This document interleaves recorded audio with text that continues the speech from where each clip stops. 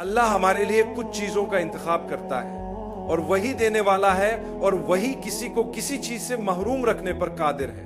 اس لیے ہر چیز اللہ کی طرف سے ہے. جب اللہ نے نبوت عطا کی تو انہیں چنا جنہیں وہ اس عظیم منصب کے لیے منتخب کرنا چاہتا تھا، اور ان میں سب سے بہترین ہمارے نبی ہیں. ہمیں یہ بات جاننی چاہیے کہ اللہ نے جن لوگوں کو چنا انہیں بار بار آزمائشوں سے گزارا. اگر آپ یہ سمجھتے ہیں کہ آپ کی زندگی میں مسائل، مشکلات، مصیبتیں یا آزمائشیں ہیں تو آپ کو ان لوگوں کی زندگیوں کو دیکھنا چاہیے جنہیں اللہ نے ہم سے بلند مقام پر رکھا، یعنی انبیاء علیہم السلام. یاد رکھیں کہ رسول اللہ نے فرمایا کہ اللہ کے نبی سب سے زیادہ آزمائے جاتے ہیں، پھر وہ جو ان کے قریب ہوتے ہیں، پھر وہ جو ان کے قریب تر ہوتے ہیں، اور اسی طرح سلسلہ جاری رہتا ہے. اگر آپ زندگی میں بہت سی مشکلات کا سامنا کر رہے ہیں لیکن آپ مومن ہیں تو یقین جانیے یہ ایک اچھی علامت ہے. جب اللہ اپنے بندے سے محبت کرتا ہے تو اسے آزمائش میں ڈالتا ہے. یہ آزمائش آپ کو اللہ کے قریب کرنے کے لیے ہوتی ہے، آپ کے دل کو نرم کرنے کے لیے اور آپ کو بہتر انسان بنانے کے لیے ہوتی ہے. اس کا مقصد یہ ہے کہ آپ اپنی ذمہ داریوں کے بارے میں زیادہ محتاط ہو جائیں، گناہوں سے بچنے کی کوشش کریں، اور جب بھی کہیں غلطی ہو جائے اللہ سے معافی مانگیں اور اللہ کی رحمت پر امید رکھیں. حضرت زکریا کی کوئی اولاد نہیں تھی اور وہ اولاد کی خواہش رکھتے تھے. ان کی عمر کافی زیادہ ہو چکی تھی مگر پھر بھی انہوں نے دعا کی. اکثر ہم میں سے بہت سے لوگ جب شادی کے بعد اولاد نہیں ہوتی تو مایوس ہو جاتے ہیں. وقت گزرنے کے ساتھ انہیں یہ خیال آنے لگتا ہے کہ شاید اللہ ہم سے ناراض ہے. میں دعا کر رہا ہوں لیکن اللہ میری دعا قبول نہیں کر رہا. ایسے خیالات مومن کے دل میں نہیں آنے چاہیے. ہمیں یہ سمجھنا چاہیے کہ اللہ جو کچھ بھی ہمارے لیے مقرر کرتا ہے وہی ہمارے لیے بہترین ہوتا ہے. اولاد کے لیے دعا کرنا غلط نہیں ہے، لیکن سوچئے اگر اللہ ہمیں ایسی اولاد دے جو نافرمان ہو، ایسی اولاد جو زندگی میں ہمارے لیے شرمندگی اور مصیبت کا سبب بنے، ایسی اولاد جو دین سے دور ہو اور والدین سے جھگڑا کرے، تو اللہ بہتر جانتے ہیں کہ ہمارے لیے کیا بہتر ہے اور کب بہتر ہے. حضرت زکریا نے دعا کی اور اللہ نے معجزہ کرتے ہوئے ان کی دعا قبول کی. حالانکہ بظاہر حالات ناممکن لگ رہے تھے. اگر اللہ حضرت زکریا کے لیے معجزہ کر سکتا ہے تو ہمارے لیے بھی کر سکتا ہے. میں نے ایسے لوگوں کو دیکھا ہے جن کے 8, 10, 14 حتیٰ کہ 20 سال بعد اولاد ہوئی. یہ سب اللہ کے فیصلے ہیں. اللہ کی رحمت سے مایوس نہ ہوں. حضرت زکریا نے دعا کی، یا اللہ مجھے نیک و صالح اولاد عطا فرما. اللہ نے انہیں نیک اولاد عطا کی. میں ایک اور اہم پہلو پر بات کرنا چاہتا ہوں جو حضرت مریم کی کہانی سے جڑا ہوا ہے. جب انہیں حضرت عیسیٰ کی ولادت کی خبر ملی تو وہ پریشان ہو گئیں کہ لوگوں کو کیا جواب دیں گی.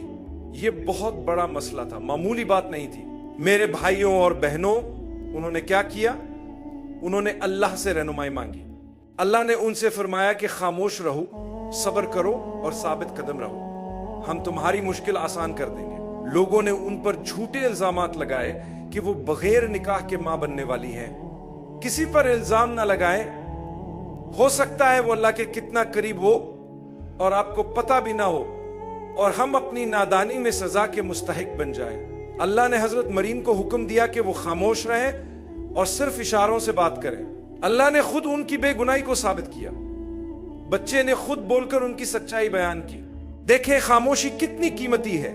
خاموشی نے ایک معصوم انسان کو کس طرح سہارا دیا. کبھی کبھی آپ پر لگائے گئے الزامات اتنے بڑے ہو سکتے ہیں کہ انہیں صرف اللہ ہی صاف کر سکتا ہے. فکر نہ کریں، صبر سے کام لیں، حالات کو سہنے کی عادت ڈالیں اور امید کا دامن نہ چھوڑیں. وہ دن ضرور آئے گا جب آپ مکمل خوشی کے ساتھ مسکرا رہے ہوں گے. بدترین صورت میں ہم قیامت کے دن پہنچیں گے اور اس صبر کا اجر دیکھیں گے جو ہم نے برداشت کیا تھا. تو فیصلہ کریں کہ آپ کس طرف ہونا چاہتے ہیں. کیا آپ ان لوگوں میں شامل ہونا چاہتے ہیں جو دوسروں پر الزام لگاتے ہیں، یا ان میں جو صبر کرتے ہیں اور اللہ کی رضا کے لیے خاموش رہتے ہیں؟ اللہ ہمیں ثابت قدمی عطا فرمائے. قرآن کی کئی آیات میں اللہ اپنے معجزات دکھاتا ہے، جیسے کہ بدر کے وقت اللہ نے فرشتوں کو بھیجا. اللہ فرماتا ہے یاد کرو بدر کے وقت جب تم کم تعداد میں تھے، اللہ نے تمہاری مدد کے لیے فرشتے بھیجے. اللہ فرماتا ہے میں نے تمہارے لیے 3000 فرشتے بھیجے، لیکن اگر تم صبر اور تقوی اختیار کرو گے تو میں 2000 مزید فرشتے بھیجوں گا. जिससे वो 5000 हो जाएंगे। इसका मतलब है कि अल्लाह की मदद हासिल करने के लिए हमें 2 चीजें चाहिए, सब्र और तकवा। हमें सब्र से काम लेना चाहिए और अपने खालिक को पहचानना चाहिए। एक अच्छा इंसान बने, दूसरों के साथ मेहरबानी करे, लोगों की मदद करे, क्योंकि वो सब अल्लाह की मखलूक है।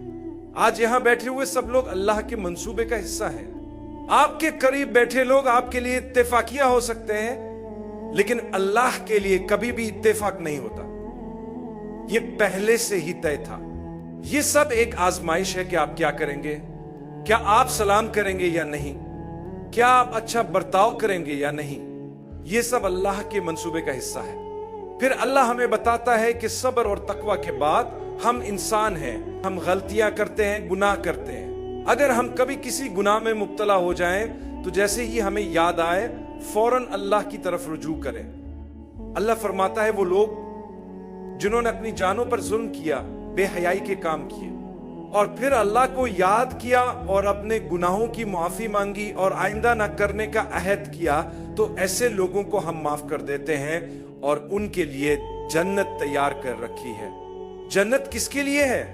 हमारे दरमियान कोई भी मुकम्मल तौर पर बेखता नहीं है। तो क्या इसका मतलब यह है कि हम में से कोई भी जन्नत में नहीं जाएगा? नहीं, हकीकत यह है कि जन्नत आप और मेरे लिए बनाई गई है। हम गुनाहगार हैं लेकिन हम तौबा करने वाले हैं और यही फर्क है, हम तौबा करते हैं। रसूल अल्लाह ने फरमाया कि तमाम इंसान खताकार हैं, लेकिन बेहतरीन खताकार वो हैं जो मुसलसल तौबा करते हैं। सिर्फ एक बार तौबा करने वाले नहीं, बल्कि बार बार तौबा करने वाले। मैं अपनी बात को यह कहकर खत्म करना चाहता हूं कि अल्लाह के घर में जो सुकून हम पाते हैं उससे कहीं ज्यादा बेमिसाल सुकून अल्लाह की जन्नत में होगा और हम उसे हासिल करेंगे। यह ज्यादा दूर नहीं है। कोशिश करें, मेहनत करें, जब भी खता करें वापस आए, तौबा करें। शैतान नहीं चाहता कि आप वापस आए, लेकिन आप वापस आए, तौबा करें और अल्लाह की बख्शिश हासिल करें। जन्नत उन गुनाहगारों के लिए तैयार की गई है जो अल्लाह से तौबा करते हैं। लिहाजा अल्लाह की रहमत से उम्मीद न छोड़ें।